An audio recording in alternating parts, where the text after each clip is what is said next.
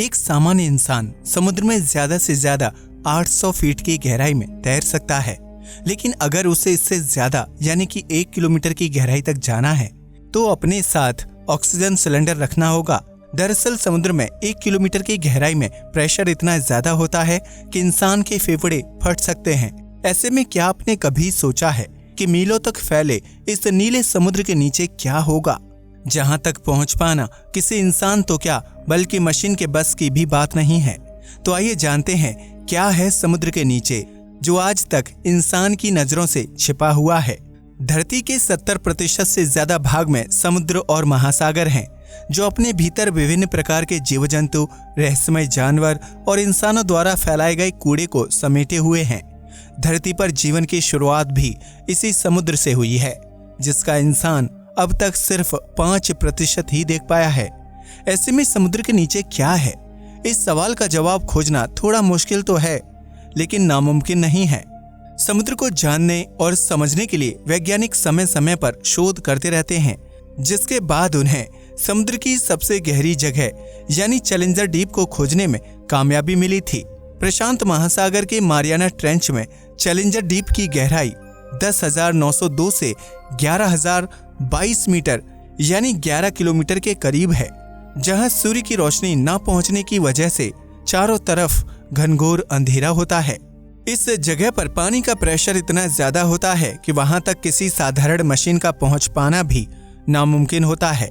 हालांकि इस प्रेशर भरे माहौल में कुछ समुद्री जीव बहुत ही आसानी से जिंदा रहते हैं, क्योंकि उन्हें इस तरह के वातावरण की आदत हो चुकी होती है।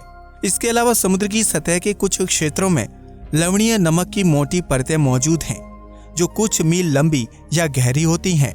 यह नमक की परतें जब समुद्री पानी के संपर्क में आती हैं तो उसके साथ मिक्स हो जाती हैं और उसकी वजह से समुद्र का पानी बहुत ही खारा हो जाता है। क्या छिपा है समुद्र की गहराई में? समुद्र में कई तरह के जीव जंतु और मछलियां रहती हैं, जिनमें से एक ब्लू व्हेल है। समुद्र की यह विशालकाय मछली 300 से 350 मीटर की गहराई में रहती है, लेकिन यह मछली शिकार की तलाश में 500 मीटर की गहराई में जा सकती है। समुद्र की इस गहराई में भी पानी का प्रेशर काफी ज्यादा होता है, लेकिन ब्लू व्हेल के अंदर इस प्रेशर को झेलने की क्षमता होती है। इससे नीचे 750 मीटर की गहराई में पनडुब्बियां जा सकती हैं, जो विभिन्न देशों के लिए सुरक्षा और निगरानी का काम करती हैं। लेकिन 750 मीटर की गहराई से नीचे जाने का साहस पनडुब्बियों में भी नहीं होता है, क्योंकि उस जगह पर पानी का प्रेशर बहुत ज्यादा होता है, जिसकी वजह से पनडुब्बियों के फटने का भय रहता है। 800 मीटर की गहराई तक पहुंचने पर सूर्य की रोशनी बेहद कम हो जाती है और उस जगह का तापमान बहुत ही कम होने लगता है। यानी अगर कोई इंसान आधुनिक मशीनों की मदद से भी इस गहराई में उतरने की कोशिश करेगा तो उसे कम होते तापमान और तेज प्रेशर का एहसास हो जाएगा। हालांकि इस गहराई में भी समुद्री जीव जंतु और मछलियां जिंदा रहती हैं, क्योंकि 800 मीटर या उससे नीचे की गहराई में सक्रिय समुद्री ज्वालामुखी होते हैं। इस तरह के ज्वालामुखी कभी कभी फटते हैं, जिससे निकलने वाली गर्मी की वजह से पानी का तापमान जली जीवों के लिए जिंदा रहने लायक बना रहता है। इससे नीचे यानी 11,022 मीटर की गहराई तक पहुंचने पर आप खुद को चैलेंजर डीप में पाएंगे, जहां चारों तरफ घना अंधेरा होता है और जहां किसी भी चीज को नग्न आंखों से देख पाना लगभग नामुमकिन है। आज तक मानव समुद्र की इसी गहरी ज्ञात जगह तक जाने में कामयाब हो पाए हैं, क्योंकि समुद्र में इससे नीचे के गहरे स्थान तक पहुंचना अपनी जान को खतरे में डालने जैसा होगा। चैलेंजर डीप इतना गहरा है कि अगर इस जगह पर माउंट एवरेस्ट को उल्टा करके डाल दिया जाए तो उसकी चोटी भी इस गहराई तक नहीं पहुंच पाएगी और 3 किलोमीटर की दूरी पर ही रुक जाएगी। कई लोगों का मानना है कि समुद्र के नीचे सोना, चांदी या डूबे हुए जहाजों का कीमती खजाना मौजूद होगा, जिसे खोजने के लिए कई लोग समुद्र में गोता भी लगाते हैं। लेकिन समुद्र आपकी और हमारी सोच से भी कहीं ज्यादा विशाल और गहरा है, जिसके नीचे मौजूद चीज का पता लगाने के लिए धरती के शुरुआती दौर में वापस लौटना होगा। समुद्र का निर्माण पृथ्वी की संरचना से जुड़ा हुआ है, इसलिए उसके नीचे क्या है यह जानने के लिए पृथ्वी के अंदरूनी हिस्सों को समझना और उनका आकलन करना होगा। समुद्र के नीचे क्या है? पृथ्वी की सबसे ऊपरी लेयर को क्रस्ट कहा जाता है, जिस पर नदियां, पहाड़, समुद्र, इंसान, जीव जंतु और जंगल होते हैं। अगर आप पृथ्वी की क्रस्ट लेयर को 1 किलोमीटर की गहराई तक ड्रिल करेंगे तो वहां से तेल और प्राकृतिक खनिज बाहर निकलेंगे। हालांकि लगातार खुदाई और प्राकृतिक संसाधनों के बढ़ते इस्तेमाल की वजह से अब इन प्राकृतिक तेलों को प्राप्त करने के लिए 1 के बजाय 2 किलोमीटर की गहराई तक की खुदाई करनी पड़ती है। यह प्राकृतिक तेल समुद्र की गहराई में मरने वाले जीवों की डिकम्पोज बॉडी से तैयार होता है, जो सालों साल तक सड़ता है और आखिरकार प्राकृतिक संसाधन का रूप ले लेता है। फिर इन्हीं प्राकृतिक तेलों और संसाधनों को इंसान ड्रिलिंग की मदद से बाहर निकालता है और उनका इस्तेमाल करता है। इसके अलावा समुद्र के कुछ हिस्सों में भी यही प्राकृतिक तेल पाया जाता है, जिसे प्राप्त करने के लिए समुद्र में लंबी यात्रा और ड्रिलिंग का काम किया जाता है। हालांकि समुद्र के अंदर प्राकृतिक तेल उतनी मात्रा में मौजूद नहीं है जितना इंसान उसका इस्तेमाल कर रहा है।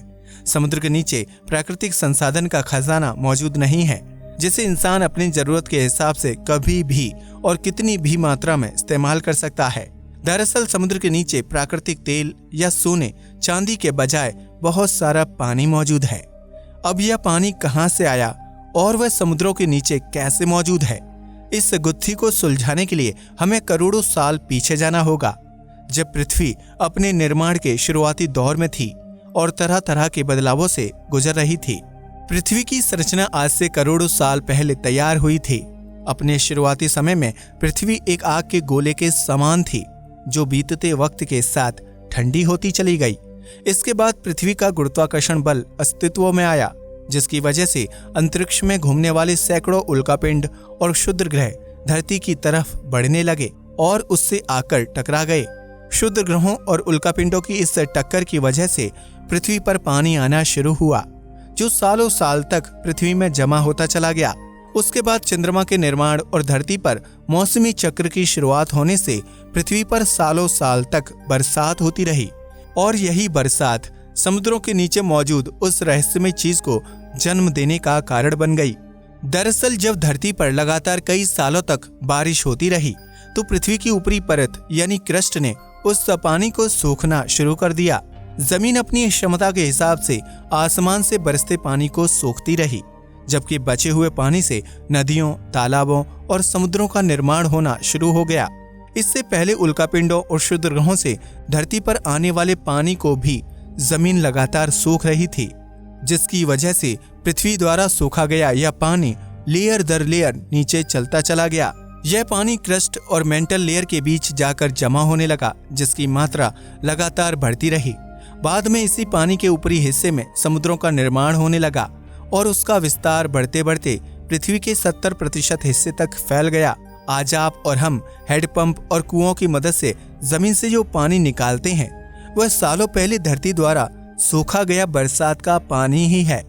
हालांकि धरती पर मानव इतिहास की शुरुआत होने के बाद धरती के ग्राउंड वाटर में कमी आने लगी है, क्योंकि पानी की आपूर्ति के लिए जमीन को काफी खोदा जा चुका है, जिसकी वजह से करोड़ों साल पहले धरती द्वारा सोखा गया पानी क्रस्ट लेयर से लगभग खत्म हो चुका है।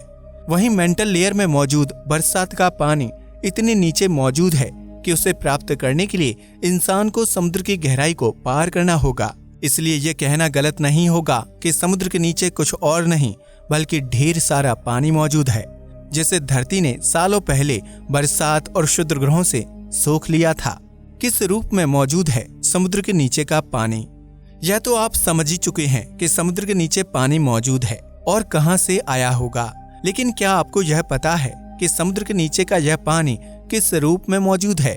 दरअसल समुद्र के नीचे मौजूद यह पानी नदियों और झीलों के रूप में जमा है, जो कभी कभी बहते हुए भी पाया गया है। यह बात सुनने में अजीब और अविश्वसनीय जरूर लगती है, लेकिन प्रकृति के रहस्यों के आगे आपकी और हमारी सोच कुछ भी नहीं है।